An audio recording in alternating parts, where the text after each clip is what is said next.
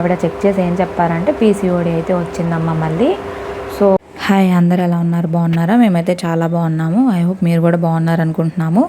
నా వీడియోస్ ఇదే మొదటిసారి చూసినట్లయితే కనుక ప్లీజ్ ఒక లైక్ చేయండి, సబ్స్క్రైబ్ చేసుకోండి.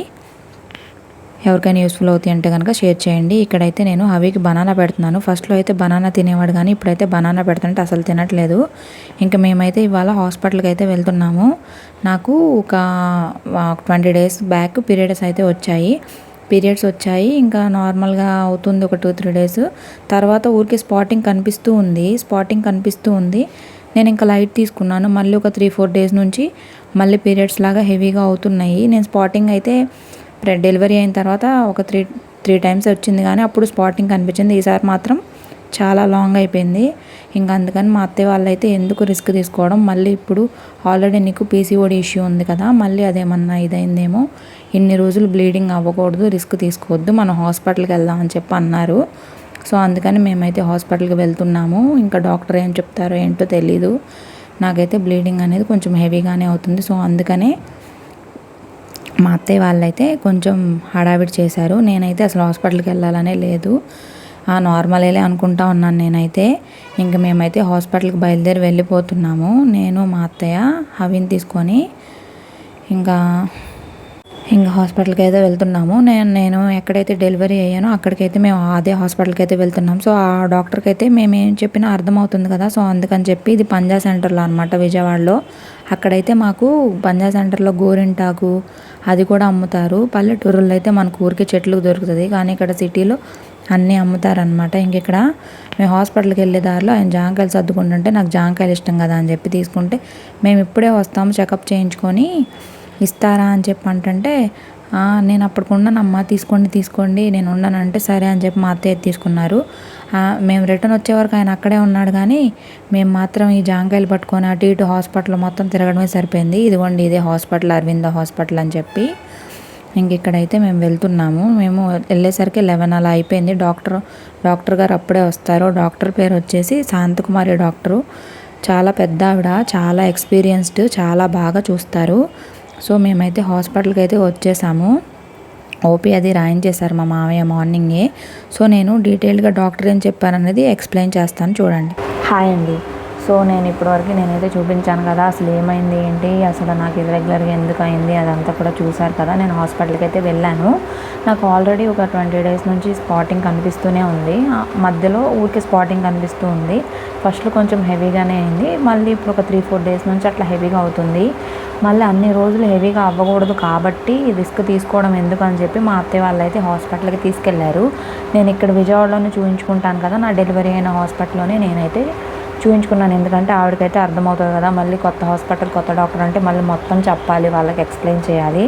సో అందుకని చెప్పి నేనైతే అక్కడ హాస్పిటల్కే వెళ్ళాను. సో అక్కడైతే ఆవిడ చెక్ చేశారు.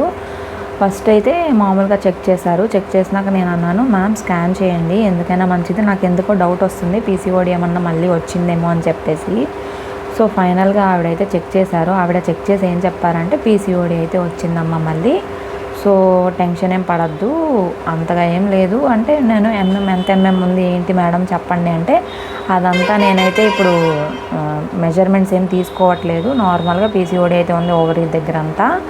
దానికైతే ఒక 3 months మనం మెడిసిన్స్ వాడదాము. మెడిసిన్స్ అంటే పీసీఓడి కంట్రోల్ కావడానికి ప్లస్ ప్రెగ్నెన్సీ కూడా రాకుండా ఉండడానికి ఒక 3 months, అంటే మరీ 10 months కదా బాబుకి, 1.5 మినిమం 2 years వరకు అయితే అసలు ప్రెగ్నెన్సీ రాకుండా ఉండడమే మంచిది. ప్రస్తుతానికైతే ఒక 3 monthsకి అలా ఇచ్చారు.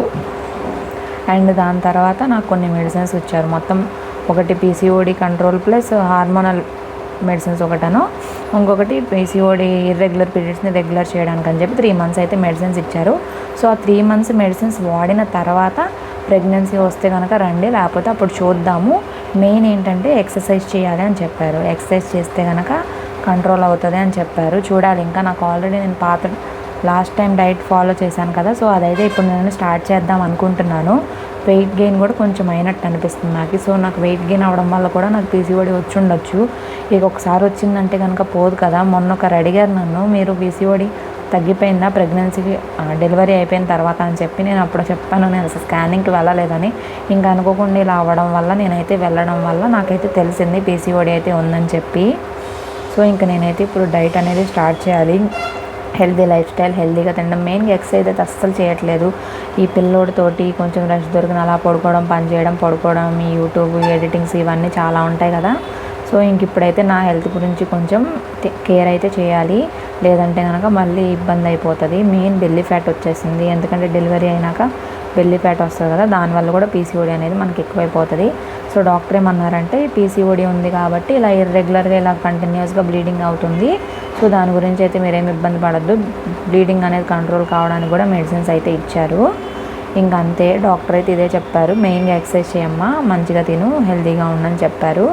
ఇంకా మేమైతే ఇంటికి వచ్చేసాం. నాకైతే సివియర్గా బ్యాక్ పెయిన్ కూడా ఉంది ఇవాళ మార్నింగ్ నుంచి. కానీ ఇంక ఇంతే కదా, ఒక్కసారి వచ్చిందంటే కనుక అది లైఫ్ లాంగ్ ఉంటుందేమో అనిపిస్తుంది. ఇంకా మనం హెల్తీగా ఉండడమే. నాకు ఒక్కొక్కసారి పీసీఓడి రావడం కూడా మంచిదేమో అనిపిస్తుంది. మరి ఇంకా పాజిటివ్గా తీసుకోవాలి కదా, ఎందుకంటే మనము పీసీఓడి ఉంటేనే కదా హెల్తీగా తింటాము, హెల్తీ లైఫ్ స్టైల్, హెల్తీగా తినాలి, ఇది మంచిది అది మంచిది అని తెలుసుకుంటాము. అదే మనకి ఏ ఇష్యూ లేదు అంటే కనుక మనం అన్నీ తినేస్తాం మనం ఇష్టం వచ్చినట్టు. ఒక్కొక్కసారి పాజిటివ్గా అనిపిస్తుంది, ఒక్కొక్కసారి అలాంటి ఇష్యూస్ వచ్చినప్పుడు నాకు నెగిటివ్గా అనిపిస్తుంది. బట్ నేనైతే స్ట్రెస్ తీసుకోకుండా, నేనేమి డిప్రెస్ అవ్వకుండా, నేనైతే పాజిటివ్గా అయితే నేను ముందుకు వెళ్తాను. నేనేం డైట్ చేస్తాను అదంతా కూడా ముందు వీడియోస్లో షేర్ చేస్తాను.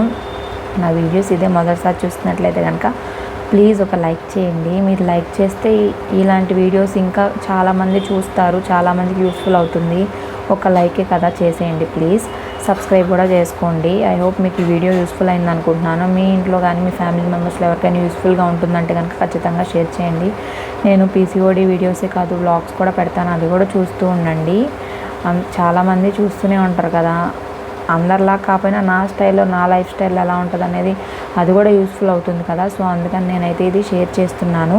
ఐ హోప్ మీకు వీడియో నచ్చింది అనుకుంటున్నాను. మీకు ఎలాంటి వీడియోస్ కావాలి, ఇంకా డీటెయిల్గా ఏమైనా కావాలి అన్నా కూడా ప్లీజ్ కామెంట్స్ చేయండి. కామెంట్స్ చేస్తే నేను మీకు ఖచ్చితంగా రిప్లై అయితే ఇస్తాను. థ్యాంక్ యూ సో మచ్ అండి. Thank you for watching. Thank you.